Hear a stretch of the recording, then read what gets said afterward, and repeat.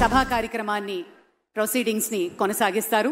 దానికి మరికొద్ది క్షణాల్లో మన గౌరవనీయులు ముఖ్య అతిథులు ప్రధాని ఈ వేదిక మీదకి రానున్నారు.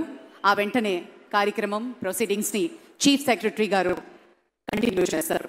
పెద్దల్ని గన్నవరం ఎయిర్పోర్ట్లో స్వాగతించి మన గవర్నర్ గారు, మన కాబోయే ముఖ్యమంత్రి శ్రీ చంద్రబాబు నాయుడు గారు ఇక్కడికి విచ్చేస్తూ ఉన్నారు. నిమిషాల వ్యవధి మాత్రమే ఉంది పెద్దలారా. సమయ పాలన తెలిసినటువంటి పెద్దలు కాబట్టి మరొక మాట గుర్తు చేసుకుంటే, మన ప్రధాని ఇచ్చినటువంటి పిలుపులు మీకు తెలుసు కదా.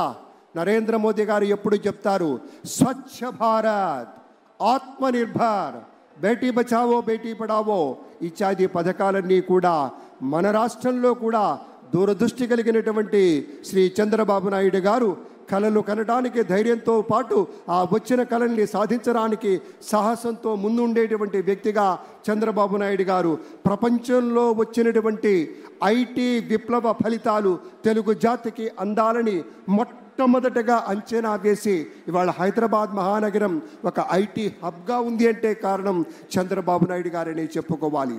అలాగే ఆయన ఒక మహాస్వాప్నికుడు.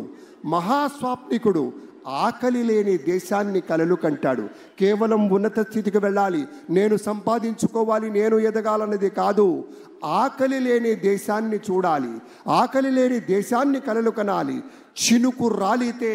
చినుకు రాలితే విత్తనమై మట్టి గుండెల్లో దూరి మొక్కై తనువంతా విచ్చుకొని మహావృక్షంగా ఎదిగి రేపటి రోజుకు కావలసినటువంటి విత్తనాలను కూడా అందించేటువంటి రీతిలో ఎదగాలన్నదే లక్ష్యంగా ఉన్నటువంటి నేత మన ముఖ్యమంత్రిగా చంద్రబాబు నాయుడు గారు ప్రమాణ స్వీకారం చేయబోతూ ఉన్నారు.